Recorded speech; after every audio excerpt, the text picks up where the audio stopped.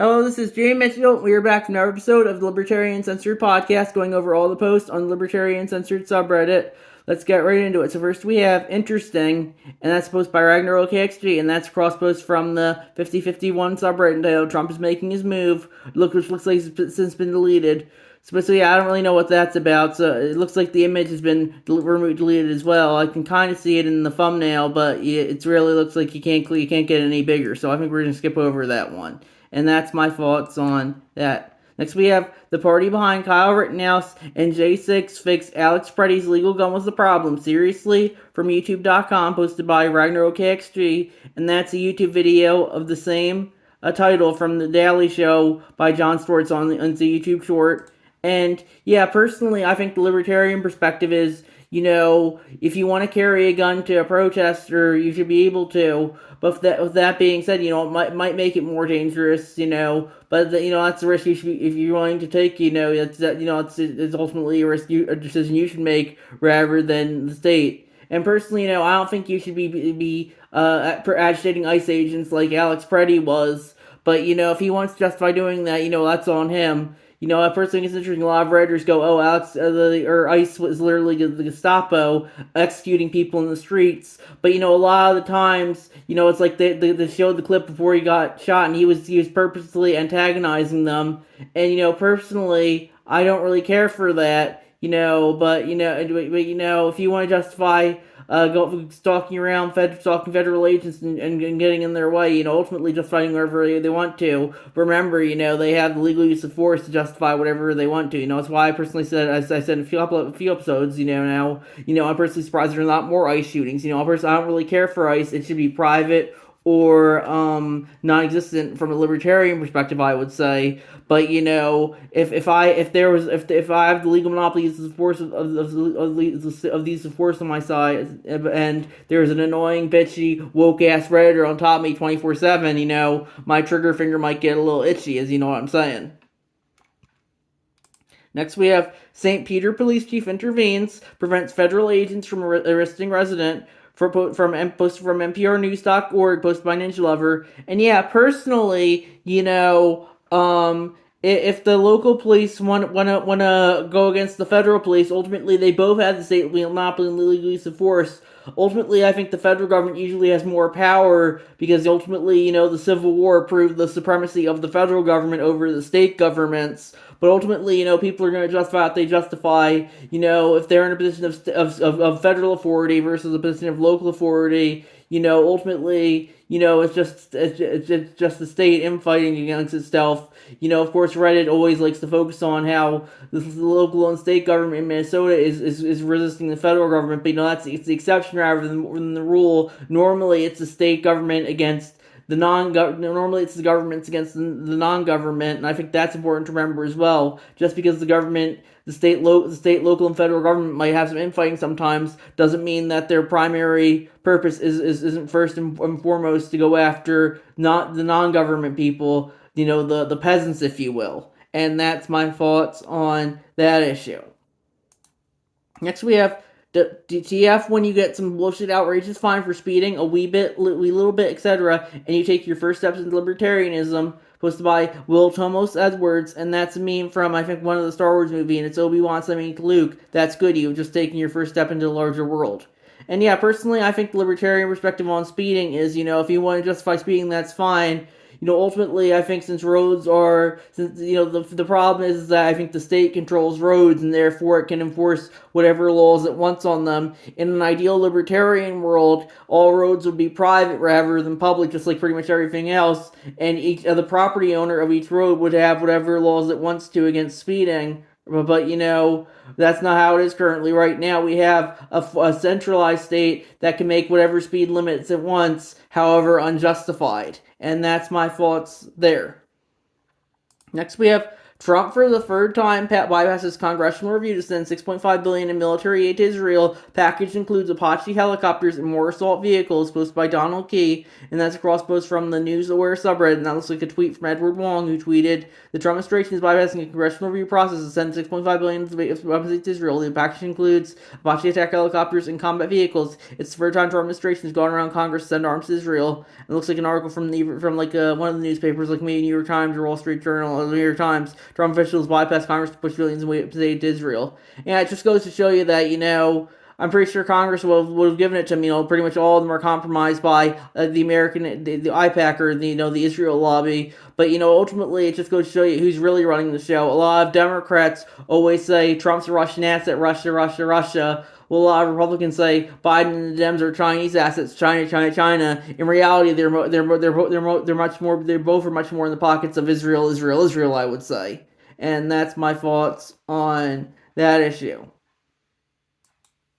Next, we have ICE expands power of agents to arrest people without warrants. An internal memo will change the standard from whether people are unlikely to show up for hearings to whether they could leave the scene. From nytimes.com, posted by Fear the Creeper. And yeah, personally, I think federal agents shouldn't be arresting people without warrants. Even if they have warrants, that doesn't necessarily mean they're going to be justified all the time. But, ultimately, it comes down to they have the legal monopoly to force states just by whatever they want to, if even without warrants. The Patriot Act really was one of the first times they said, "Oh, we don't care about the Fourth Amendment anymore. You can get around warrants wherever they feel like it."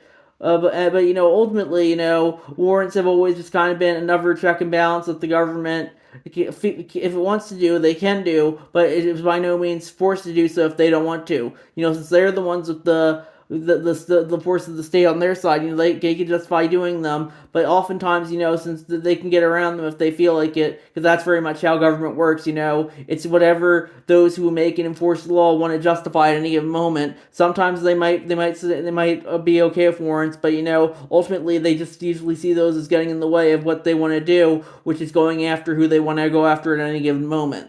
And that's my thoughts there. Next, we have This Kid and His Dad Getting Released, posted by FastCRuviness739. And that's a cross post from the anarcho-capitalism subreddit. And it's a picture of the kid in the bunny hat. I think he's like 5 years old. That Reddit's been really pushing recently. And yeah, personally, if Reddit wants to simp for that kid, I think they should be able to. But Reddit, they're always going to find a way to push sympathetic children like this to push their political narratives. Personally, I think it's interesting. Reddit's all about, we shouldn't be pushing religion and agendas onto kids, all the while constantly using kids to push their agenda. And, if they want to push their agenda, that's fine. But, it just goes to show you how hypocritical they are. If ICE has to detain a 5-year-old because their parents abandoned them, Reddit's obviously just going to say, ICE detained a 5-year-old, while leaving any additional context out. And that's very much what's happening here.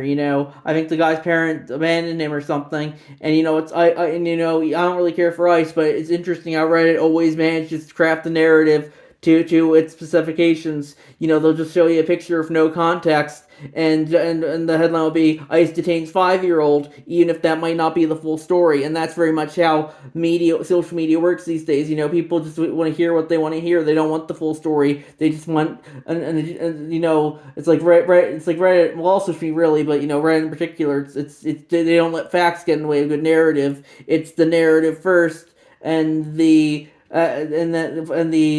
actual facts second. And that's my thoughts there.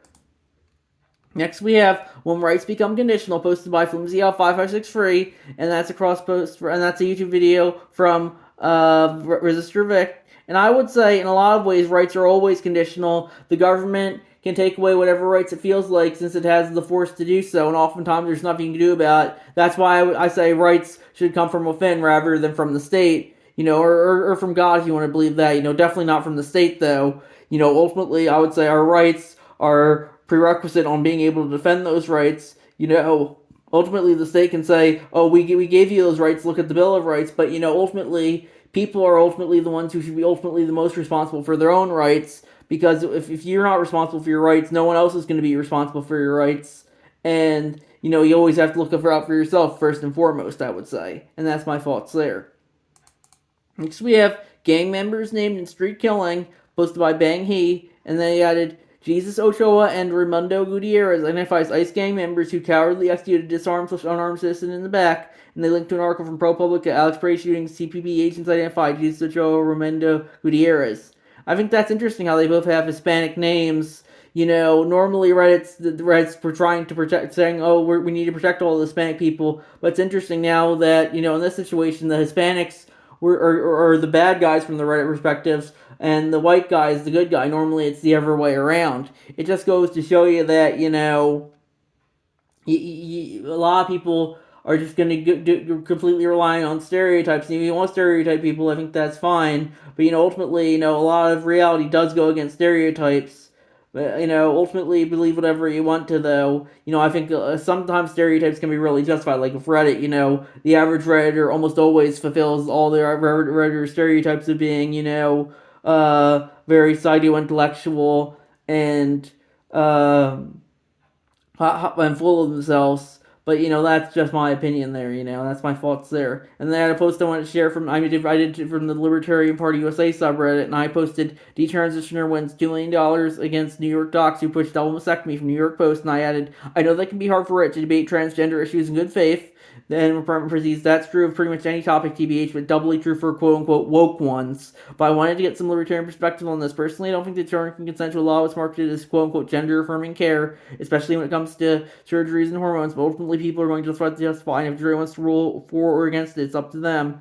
Ultimately, if kids are if doctors want to push kids into life-changing surgeries, I personally don't think they can consent to it. But ultimately, if they justify, I don't think a lot of babies can consent to circumcision, but people justify that. And yeah, personally, ultimately, people are just going to justify. I don't think kids can consent to it, but ultimately, that's how the world works. Sometimes people are going to trick kids into doing things that they probably shouldn't do. Ultimately, sometimes the world's an unfair place, and you might do something you regret, and even as a kid, and that's how it works sometimes.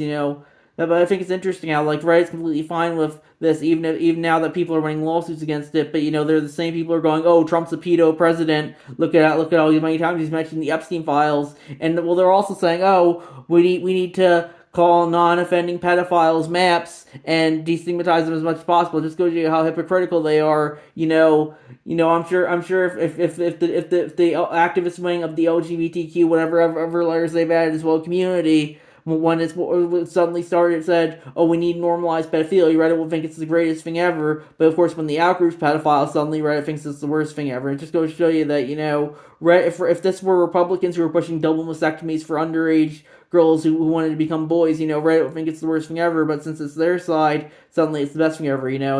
They were saying, "Oh, it doesn't happen." They say, "Oh, it happens rarely." Now then, they keep moving the goalpost. And hopefully, I don't really care for Trump, but at the very least, he's been very good at pushing back against this, and that's my thoughts there. So I think we're gonna wrap it up there. I'll see you guys. There's never post this week in stupidity posted by Plasman 30. He added, "Someone my son works with went to one of the ICE protests this Saturday. He's Hispanic and has a green card. He was granted political asylum by the U.S. courts. ICE picked him up on one of the protests on Saturday. His family immediately hired a lawyer who got stonewalled all day Saturday and around on Sunday. After sitting on hold for over an hour, ICE told the lawyer that he was already deported, refused to tell anyone why he was deported or where he was deported to.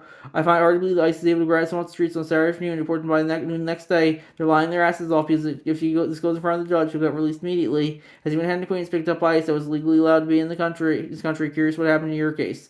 And personally, I don't know how accurate this is. Maybe, I don't know if ICE is actually detaining as many people as Reddit makes it seem. But if you ever want to get an ICE face at a protest and they detain you, ultimately, that's kind of your problem. I don't think ICE should be exist or at the very least it should be private and only go after violent criminals, I would say. But ultimately, when you try and get in someone's face, and they detain you for it or otherwise arrest you or whatever they want to justify, since they have the force to stay on their side, ultimately, it's kind of play stupid games, win stupid prizes. I think the libertarian perspective is just avoid ICE. If you want to protest against them, that's fine. but ultimately, you only care about them because they're an out-group agency rather than an in-group agency. You were completely fine with all the government agents' authoritarianism regarding COVID, but now that suddenly it's an out-group agency, suddenly it's the worst thing ever. I'm sure that when the Democrats take power and the state goes after people deemed to be MAGA by Reddit, the Reddit type of people. Reddit will think it's the best thing ever. But since now it's the out group going after the in group, suddenly it's the worst thing ever. And they don't really believe anything other than whatever the current narrative is. And that's my thoughts on that issue. So I think we're gonna wrap it up there. I'll see you guys in the next episode. Bye.